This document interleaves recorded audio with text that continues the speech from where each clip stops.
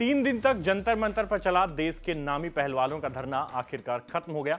सरकार ने पूरे मामले की जांच के लिए 7 सदस्यीय कमेटी का गठन किया है और जब तक जांच पूरी नहीं होती, कुश्ती महासंघ के अध्यक्ष बृजभूषण सिंह को अध्यक्ष की कुर्सी से खुद को अलग रखना पड़ेगा। मगर इस पूरे प्रोटेस्ट के दौरान कुछ खिलाड़ी रेसलिंग फेडरेशन और बृजभूषण सिंह के पक्ष में भी खड़े नजर आए। इनमें सबसे बड़ा नाम रहा 2010 के कॉमनवेल्थ गेम्स में गोल्ड मेडल जीतने वाले पहलवान नरसिंह पंचम यादव का। नरसिंह यादव ने पूरे विवाद पर बोलते हुए कहा, हरियाणा के हर ट्रेनिंग कैंप में पक्षपात होता है, कहाँ नहीं होता। बृजभूषण जी इसके खिलाफ थे, सबको मौका देते थे, इसलिए ये सब हो रहा है। आरोप बेबुनियाद है। नेशनल खेलना सबका हक है। सभी राज्यों के खिलाड़ी ओलंपिक में जाने के हकदार हैं। नरसिंह यादव के इस बयान के बाद सोशल मीडिया पर दोबारा से उनकी और सुशील कुमार की कहानी जिंदा हो गई और बृजभूषण के समर्थकों को नरसिंह यादव के रूप में एक बड़ी आवाज भी मिल गई। लेकिन क्या आप जानते हैं कि नरसिंह यादव और सुशील कुमार के बीच क्या विवाद था? चलिए आज हम आपको बताते हैं कि नरसिंह और सुशील कुमार के विवाद की पूरी कहानी क्या है। दरअसल सुशील कुमार पहले 66 किलो की वेट कैटेगरी में खेलते थे। 2012 के लंदन ओलंपिक के खेलों के बाद इस वेट कैटेगरी को हटा दिया गया। इसके बाद सुशील कुमार 74 किलो की वेट कैटेगरी में आ गए।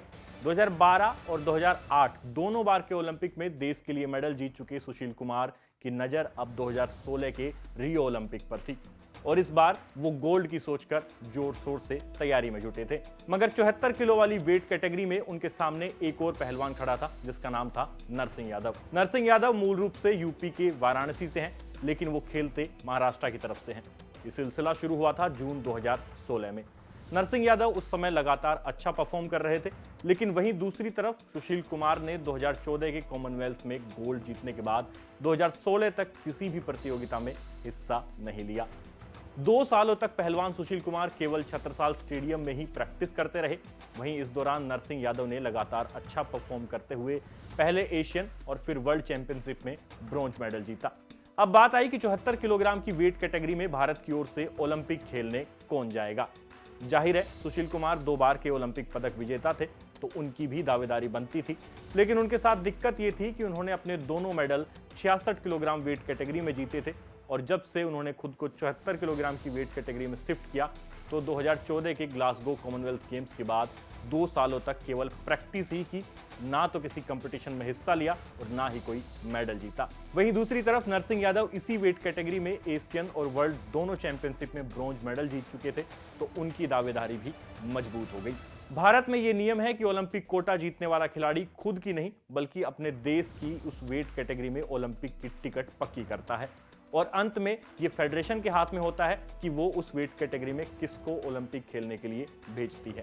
नरसिंह यादव और सुशील कुमार के बीच अब जंग तेज हो गई थी। सुशील कुमार नरसिंह के साथ ट्रायल की डिमांड करने लगे, लेकिन फेडरेशन ने ट्रायल नहीं करवाया। सुशील कुमार इसके खिलाफ दिल्ली हाईकोर्ट चले गए। दिल्ली हाईकोर्ट से उनकी याचिका खारिज हो गई और उन्हें ट्रायल का मौका नहीं दिया गया। ऐसा नहीं है कि भारत में पहले कभी ऐसी परिस्थिति नहीं बनी। साल 1996 के ओलंपिक्स के वक्त भी ऐसा ही हुआ था, जब महाराष्ट्र के पहलवान काका पवार और इंदौर के पहलवान पप्पू यादव दोनों सेम वेट कैटेगरी में थे और दोनों के बीच ओलंपिक का कोटा जीतने के लिए ट्रायल हुआ था। लेकिन यह ट्रायल बेहद विवादास्पद रहा। दोनों तरफ से ट्रायल मैच के नतीजों पर सवाल उठाए गए। पूरे मामले को लेकर बड़ी कंट्रोवर्सी खड़ी हो गई। कुछ नेताओं के नाम भी इस कंट्रोवर्सी में उस वक्त सामने आए थे। कुल मिलाकर बात यह हुई कि ट्रायल के चक्कर में भारतीय कुश्ती संघ की काफी किरकिरी हो गई। इस ट्रायल के बाद पप्पू यादव को ओलंपिक के लिए भेजा गया, मगर वो फाइट तक पहुंचने से पहले ही हार कर वापस आ गए। इसके बाद भारतीय कुश्ती संघ ने कभी ओलंपिक के लिए ट्रायल नहीं करवाया। अब एक बार फिर से सुशील कुमार और नरसिंह यादव के मामले पर लौटते हैं। रियो ओलंपिक्स के लिए नरसिंह यादव का नाम फाइनल हो गया। सुशील कुमार की ट्रायल वाली अर्जी फेडरेशन और कोर्ट दोनों जगह से खारिज हो गई। नरसिंह यादव आगे की तैयारी के लिए सोनीपत स्थित स्पोर्ट्स अथॉरिटी ऑफ इंडिया यानी SAI के ओलंपिक कैंप में पहुंच गए। रियो ओलंपिक शुरू होने से ठीक 10 दिन पहले नेशनल एंटी डोपिंग एजेंसी यानी नाडा ने नरसिंह यादव का डोप टेस्ट लिया, जो पॉजिटिव पाया गया।